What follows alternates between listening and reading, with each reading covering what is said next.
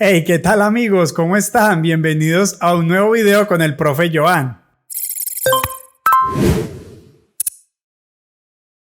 Sé que muchos me han preguntado, profe, ¿y por qué no ha subido tantos videos estos días? Profe, ¿y por qué el canal no se ha movido tanto? ¿Qué pasó con el canal? Pues bueno, les cuento para mis seguidores, los que están siempre pendientes de los videos del profe Joan, que actualmente en Colombia estamos en una problemática de pandemia como en todo el mundo y hemos regresado otra vez a lo que se llama el periodo de alternancia o presencialidad en las escuelas. Por esta razón, mientras organizaba mis asuntos, nos acomodamos otra vez en las aulas de clase, abandonábamos un poquito este lado virtual, pues estábamos en ese proceso de organización y por esa razón pues nos hemos un poquito tardado para hacer los videos, pero aquí estamos de nuevo y la idea es que este canal del profe Joan siga sirviendo para que tú aprendas y para que así estemos aquí en presencialidad y hemos abandonado un poquito la virtualidad, sigamos aprendiendo de los diferentes temas de clase. El día de hoy vamos a estar hablando de un tema muy importante. Ese tema es la tabla periódica. Yo sé que lo has escuchado y sé que por ahí has visto alguna. Pero para poder adentrarnos en ese tema de la tabla periódica es necesario antes aclarar un concepto. Y este concepto es el concepto de la masa. Bien, para poder hablar entonces de la tabla periódica hay que reconocer qué es la masa.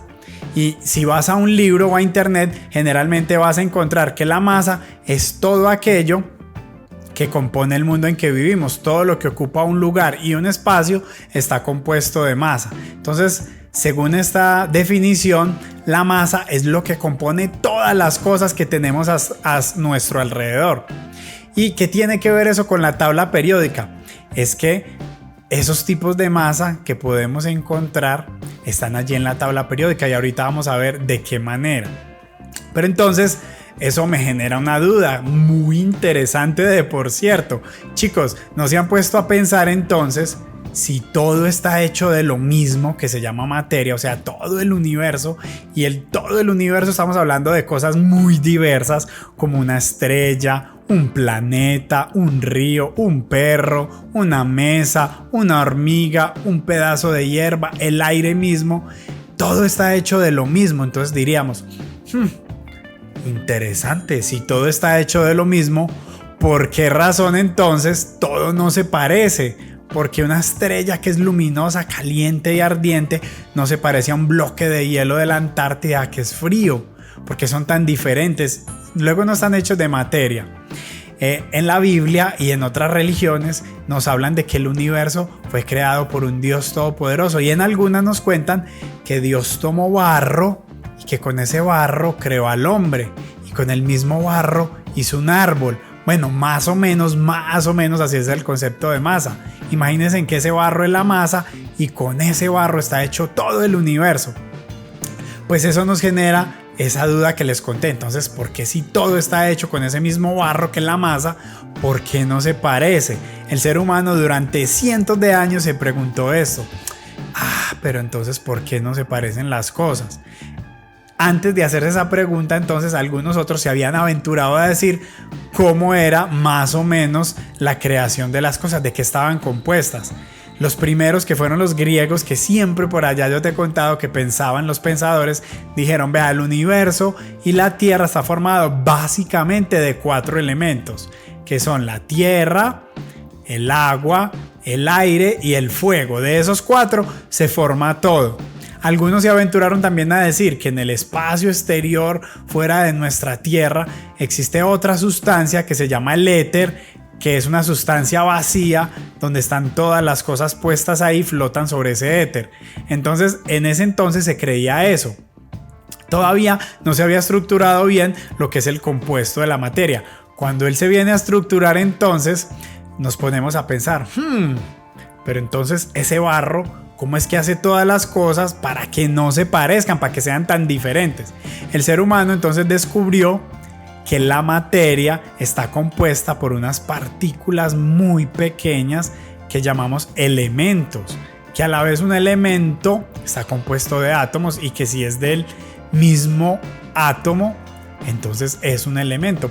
Me explico mejor. Si tengo un átomo de oxígeno y muchos átomos de ese tipo de oxígeno forman el elemento llamado oxígeno. Ese elemento entonces no es el único que hay en nuestro planeta. El ser humano, a medida que fue descubriendo estos elementos uno tras otro, pues pudo ir más o menos develando lo que es la materia y cómo está organizada. Hasta la fecha hemos descubierto 92 elementos que son totalmente naturales.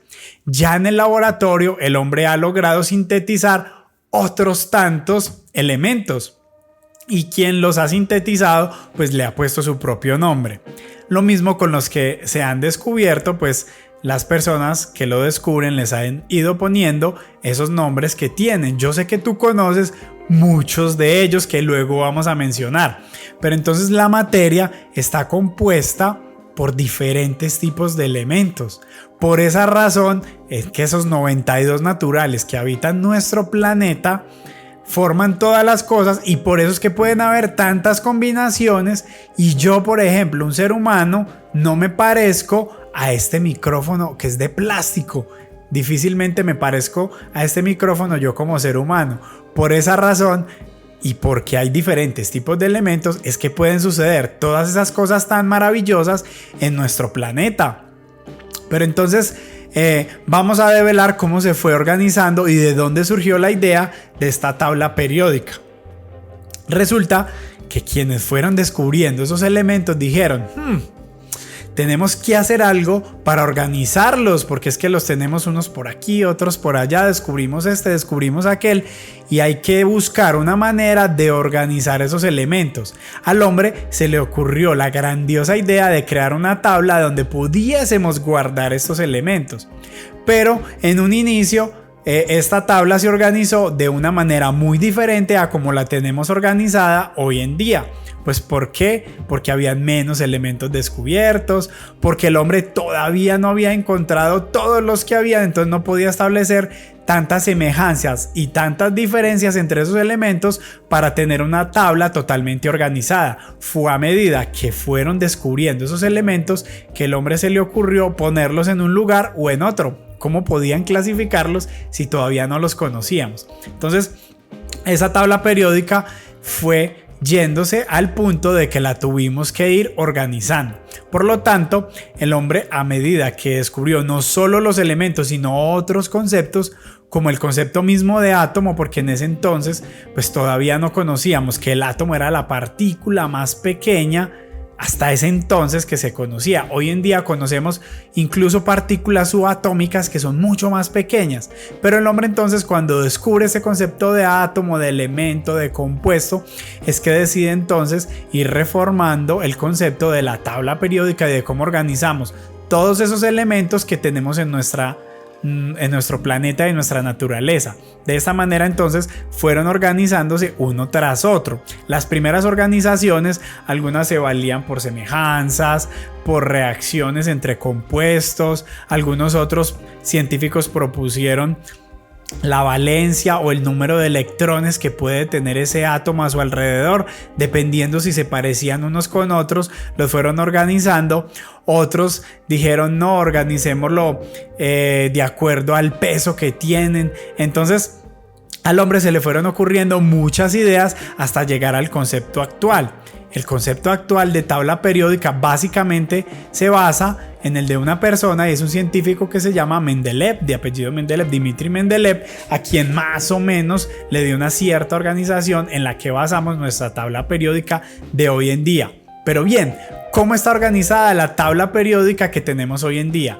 Para organizarla se basaron en un concepto, y es que básicamente los átomos están compuestos de tres partículas fundamentales, que son el protón, el neutrón y el electrón. Algo así como el núcleo lleno de protones que son de carga positiva, los electrones que están alrededor de carga negativa y otros que están en medio que se llaman los neutrones, que funcionan como eso, como para evitar que esas cargas se junten, porque sabemos que los opuestos se atraen. Entonces los neutrones actúan algo así como aislantes y de esa manera entonces están conformados los átomos.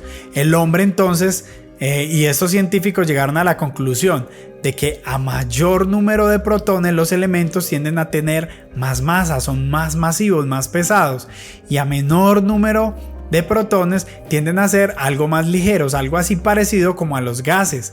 De esta manera, entonces el hombre decidió que la tabla periódica, y estos científicos que ya te mencioné, decidieron que en esta evolución de la construcción de la tabla se iba a organizar de izquierda a derecha y de arriba a abajo, poniendo en la parte más a la izquierda y más arriba los elementos con menos protones, es decir, los más livianos, los elementos que podemos llamar menos pesados, pues en teoría, porque esto es otro concepto que no quiero meterme aquí con el peso, pero ellos sí descubrieron que a menor número pues de masa en los protones, a esto lo llamaron número atómico, el que tiene uno le pusieron un protón, un electrón y un neutrón, lo llamaron el número atómico 1, o sea, es el número 1 en la tabla periódica.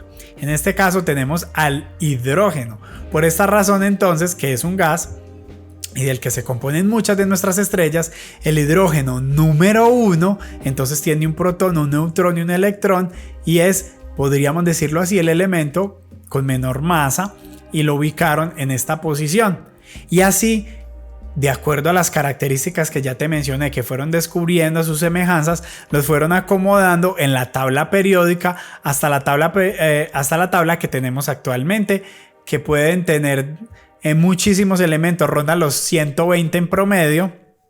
Y por ahí más o menos entonces está nuestra tabla de hoy en día. Ya sabemos que 92 son naturales, otros tantos han sido sintetizados por el hombre. Entonces nuestra tabla básicamente no quedó cuadradita del todo, pues porque de acuerdo a esas semejanzas el hombre fue formando quienes estaban en ciertas filas y quienes en ciertas columnas. Entonces la tabla periódica nuestra está conformada por filas que van de arriba hacia abajo y por columnas que van de izquierda a derecha.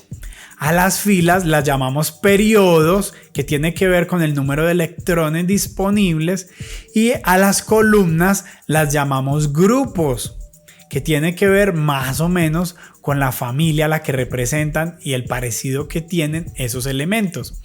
A nivel más macro, podemos decir que el hombre clasificó en 3 formas principales a la tabla. En una parte, que es la parte izquierda de la tabla, tenemos a los elementos que son los no metales, los no metálicos.